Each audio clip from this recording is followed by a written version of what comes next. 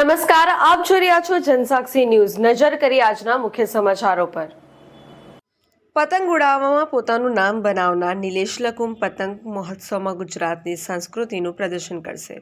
નિલેશ લકુમે કહ્યું, હું radiant international સ્કૂલમાં પતંગ ઉડાવવા માટે આવ્યો હતો અને બાળકે મારો પતંગ ઉડાવતો જોઈને ભારત ભારતના નારા લગાવીને મને ઉત્સાહિત કર્યો। મને છેલ્લા 5 વર્ષથી પતંગ ઉડાવવાનો શોખ છે। આજે મારી પાસે 4900 પતંગો છે, જે ભારતમાં સૌથી મોટો સંગ્રહ કહેવાય છે। બધા પતંગો અલગ અલગ ડિઝાઇનના છે। મેં પોતે 1200 પતંગો બનાવ્યા છે। મારા શોખને કારણે મને 30થી વધુ દેશોમાં મુસાફરી કરવાની તક મળી છે। મેં ચીનમાં ઓલિમ્પિકમાં પતંગ ઉડાવી હતી અને ઇન્ડોનેશિયામાં નરેન્દ્ર મોદી સાથે પણ પતંગો ઉડાવી હતી। તેઓ સુરતમાં પતંગ મહોત્સવમાં એક ખાસ પ્રકારનો પતંગ લાવી રહ્યા છે, જે ગુજરાતની ઓળખને પ્રતિબિંબિત કરશે। તેમણે 15 મીટરનો હનુમાન પણ બનાવ્યો છે। હું અહીંયા કાઇટ ફ્લાઇંગ માટે રેડિયન્ટ ઇન્ટરનેશનલ ઉગતમાં આવ્યો છું। ગઈકાલે બી એમની રેડિયન્ટ વર્લ્ડની અંદર કાઇટ ફ્લાઇંગ કર્યું હતું। અહીંયા ઘણા બધા છોકરાઓ છે, એની સાથે એન્જોય કરવાની મજા આવે છે। છોકરાઓ મારા કાઇટને જોઈને ઇન્ડિયા ઇન્ડિયા બોલે છે, તેનો મને ગર્વ થાય છે, કારણ કે આટલા નાના છોકરાઓને ઇન્ડિયા શું છે તે ખબર પડે છે। અને હું આ કાઇટ ફ્લાઇંગ કરીને બહુ જ આનંદ અનુભવું છું। છોકરાઓ સાથે દર વર્ષે છેલ્લા 3 વર્ષથી કન્ટિન્યુઅસ કરતો આવેલો છું। અલગ અલગ સ્કૂલમાં જઈને મને ઘણી આનંદ અને મજા આવે છે।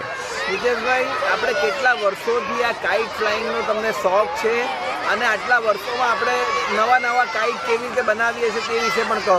મને છેલ્લા 5 વર્ષનો હતો ત્યારથી કાઇટ ફ્લાઇંગનો શોખ હતો। 10 વર્ષનો થયો ત્યાર પછી મને નેશનલ અને ઇન્ટરનેશનલ લેવલની ખબર પડી।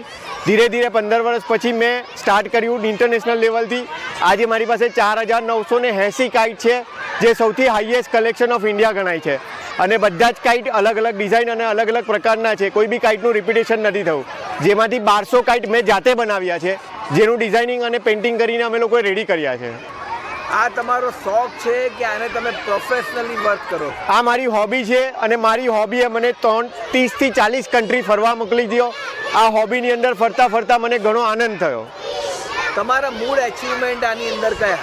મારી સાથે આની અંદર એચિવમેન્ટ મારો ઓલિમ્પિકનો છે। કાઇટની અંદર અમે ઓલિમ્પિક પ્લે કર્યું હતું ચાઇનાની અંદર, અને નરેન્દ્ર મોદી સાહેબ સાથે અમે ઇન્ડોનેશિયાની અંદર કાઇટ ફ્લાઇંગ કર્યું હતું। ઇનફેક્ટ નેક્સ્ટ 2 ડેઝ પછી બી અમે નરેન્દ્ર મોદી સાથે ફ્લાઇંગ કરવાના છીએ। આટલા બધા છોકરાઓ તમારો આ કાઇટ ફ્લાઇંગ જોઈને ઉત્સાહમાં છે।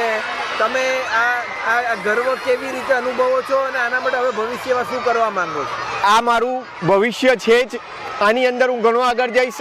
આનાથી અંદર મોટામાં મોટો કાઇટ વર્લ્ડ રેકોર્ડ કરવાની જે ઈચ્છા છે તે આ સ્કૂલ સાથે મળીને જ કરીશ। આ સ્કૂલના બધા બચ્ચા મળીને અમે વર્લ્ડ રેકોર્ડ બનાવીશું અને એ વર્લ્ડ રેકોર્ડની અંદર ઇન્ડિયાનું નામ કરીશું કે આટલા બધા પતંગ એક સાથે કાઇટ ફ્લાઇંગ કરીને એન્જોય કર્યું। આજે આપણે અહીંયા આગળ સવારથી કેટલા પતંગો ઉડાવ્યા અને કેટલા બાળકોએ આની મજા માણી? અહીંયા આવીને અમે ડિફરન્ટ ટાઈપના 12 પતંગો ઉડાવ્યા છે અને લગભગ 400થી 500 છોકરાઓએ એન્જોય કર્યું છે। સવારની પાળી એન્જોય કરતી હતી, હવે આફ્ટરનૂન છે શિફ્ટ આવેલી છે, તે લોકો એન્જોય કરી રહ્યા છે। પહેલા સ્ટાન્ડર્ડથી લઈને 6થા સ્ટાન્ડર્ડથી 8 સ્ટાન્ડર્ડ સુધીના છોકરાઓ એન્જોય કરીને ગયા છે।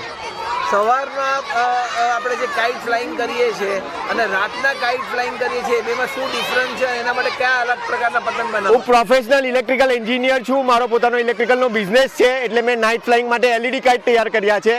સવારની અંદર ડેમાં તો કાઇટ દેખાય છે, પણ રાતના બી કાઇટ દેખાવા જોઈએ અને સારા દેખાવા જોઈએ, તેના માટે અમે વિવિધ પ્રકારની RGB LEDs યુઝ કરીને કાઇટમાં મૂકી છે અને એનું અંદર ઇન્સ્ટોલેશન કરીને નાઇટ ફ્લાઇંગ કરીએ છીએ અમે। હવે શું નવી વિવિધતા લાવવા માંગો છો?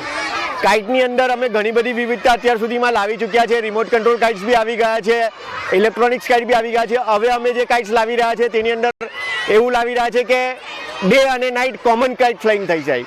જ્યારે ડેમાં ઉડતો હોય અને અચાનક ઇવનિંગ થઈ જાય ને અમારે નાઇટ ફ્લાઇંગ કરવું હોય તો રિમોટ કંટ્રોલ સિસ્ટમથી અમે નાઇટ કાઇટ ફ્લાઇંગ કરી શકીએ। સુરત શહેરના લોકોને શું મેસેજ આપવા માંગો છો? આવતીકાલે જ્યારે સુરત શહેરમાં પણ કોર્પોરેશન દ્વારા કાઇટ ફેસ્ટિવલ થવાનો છે, એમાં આપનું શું રોલ છે?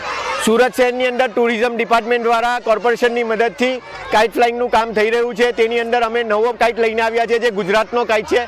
ગુજરાતની દરેક પ્રકારની ઓળખ અમે એની અંદર આપેલી છે।